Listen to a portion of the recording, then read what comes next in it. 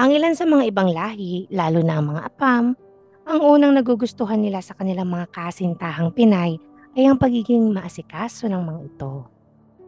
Dahil likas sa ating mga Pilipino ang pagsilbihan ng ating pamilya at kahit sino mga bisita ng masaya at maayos, lalong-lalo na sa paghahanda ng pagkain. Na kung saan naglalagay tayo ng sangkap ng pagmamahal sa pagkain na ating inihahain sa hapagkainan. Ngunit sa kwento natin ngayon, tila ibang sangkap ang nilalagay ni Melody sa kapeng ininom ng kanyang asawa, na kung saan ang sangkap na ito ay nagdala sa kanya sa bilangguan. Kung nais mo malaman ang buong pangyayari, halika at aking isasalaysayang istorya patungkol sa sekretong sangkap ni Melody sa kape ng kanyang asawang si Robbie. Bago tayo magpatuloy sa aking kwento, paki-subscribe ng aking channel, pindutin ang bell button, piliin ang all para updated kayo sa lahat ng videos na i-upload ko. At huwag nyo rin kalimutang i-like at i-share. Maaari rin kayong magpatid ng inyong saloobin gamit ang comment section sa baba. At paki-follow na rin ang Facebook ng MagTV page. Si Melody Feliciano Johnson ay isang 37 taong gulang na Filipino-American citizen. Siya ay kasal ng 17 taon sa isang US Air Force Airman na nagngangalang Robbie Johnson. Ang mag-asawa kasama ang kanilang isang anak ay nakatira sa Tucson, Arizona, USA. Na kung saan kasalukuyang nakadestino sa Germany si Robbie, kaya silang mag-anak ay nasa nasabing lugar. At habang nasa Germany noong March 2023, nag-file ng diborsyo si Robbie.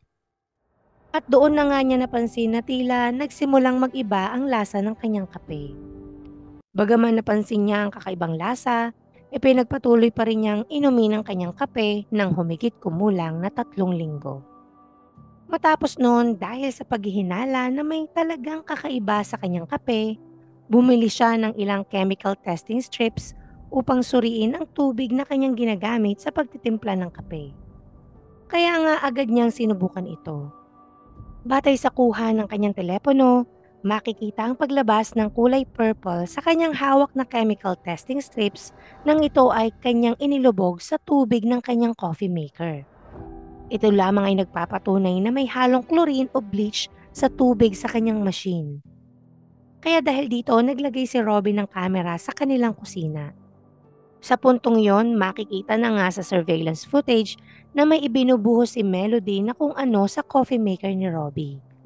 Matapos nito, kinabukasan sinuri muli ni Robbie ang kanyang coffee maker.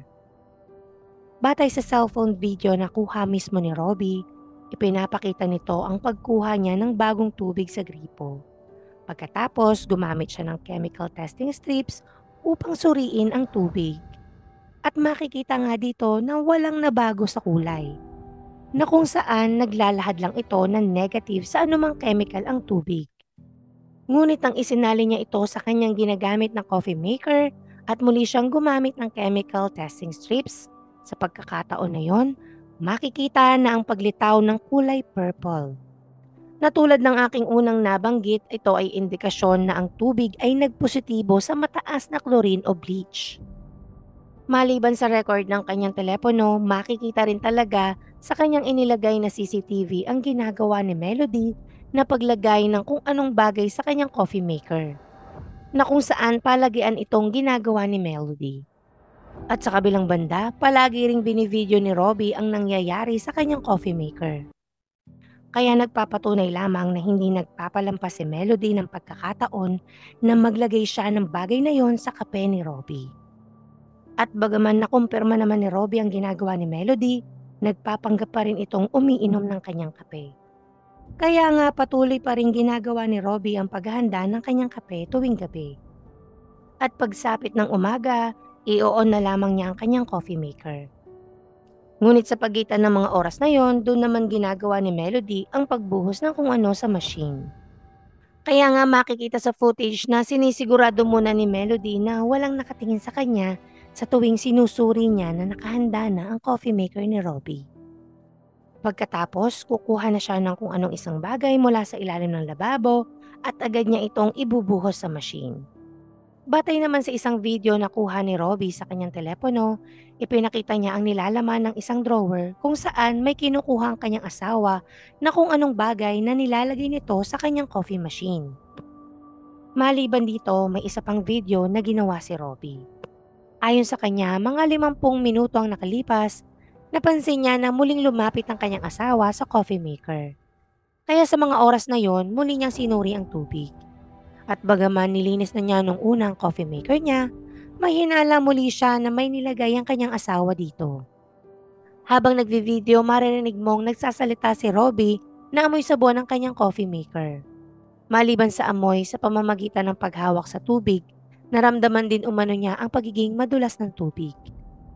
At katulad ng aking nabanggit, patuloy pa rin sa pagkukunwari si Robbie na umiinom siya ng kanyang kape. Dahil ayaw pa niyang gumawa ng anumang ulat patungkol dito habang nasa Germany pa silang mag-anak. At malakas ang kanyang hinala na ipagpapatuloy ng kanyang asawa ang paglalason sa kanya hanggang sila ay makauwi ng US. Makalipas ang 2 buwan noong June 28, 2023, nakabalik na nga sila sa US. At sa kanilang temporary house sa Davis Monthan Air Force Base ng Tucson, katulad ng ginawa niya sa Germany, nag-set up muli siya ng kamera. Kaya batay sa kuha ng video ng CCTV, makikita si Melody na nagbuhos pa rin siya ng isang bagay sa coffee maker ni Robbie habang tumitingin sa paligid upang alamin kung may nakakita ba sa kanyang ginagawa.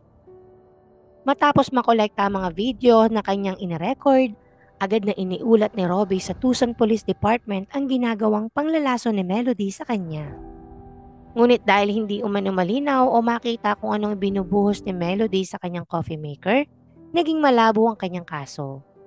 Dahil doon, bumili si Robbie ng karagdagang mga kamera na nakaanyong fire alarm upang sa ganon hindi mapansin ito ni Melody.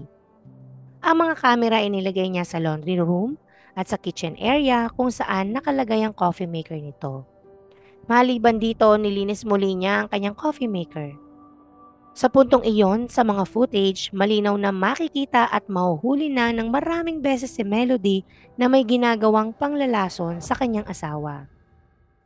Sa video, makikita na pumunta si Melody sa laundry room upang kumuha ng bleach.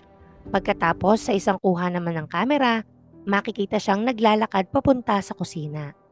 Maya-maya pa, makikita naman sa isang kamera na ibinubuhos niya ang kinuhang bleach sa coffee maker ni Robbie habang sinisigurado niyang walang nakakakita sa kanya. Kaya naman sa sumunod na umaga, magvi-video naman si Robbie ng pagsusuri sa kanyang coffee maker at talagang nagpositibo na may chlorine o bleach ito. Kaya dahil sa mga nakuhang video, ginamit niya ito upang maging ebidensya para ipahuli ang kanyang asawa sa tangkang panglalason sa kanya. Noon ngang July 18, 2023, agad na inaresto si Melody ng mga pulis. At siya ay sinampahan ng patong-patong na mga kasong attempted first-degree murder, aggravated assault, at tampering with harmful substances in food, drink, or medicine. Na kung saan itinanggi niya ang lahat ng akusasyon sa kanya at agad din siyang humiling ng kanyang karapatan na magkaroon ng isang abogado. Samantala, ayon kay Robbie, maaaring ang dahilan ni Melody sa kanyang ginawang krimen ay dahil sa benepisyo na makukuha nito sa kanyang life insurance. Na kung saan hindi alam ni Melody na hindi siya ang ginawang beneficiary ni Robbie. Maliban dito, natuklasan din ng mga pulis na bumili umano si Melody ng bahay at lupa sa Pilipinas nang hindi alam ni Robbie. Kaya dahil dito, siya ay pinagbono ng nasa halagang $250,000 upang hindi magkaroon ng pagkakataong makalaya at makauwi sa Pilipinas habang lumalakad ang kanyang kaso. Sa kasalukuyan, si Melody ay nakakulong sa Pima County Jail. Bago po matapos ang video, nais ko pong batiin sina Valerie Joy Rombao from Oman, Aaron Naray, at Jackie Sotelo from Taiwan. Sana po ay tamang bigkas ng inyong pangalan. At kung nais nyo magpa-shoutout, paki-comment lang po sa ibaba.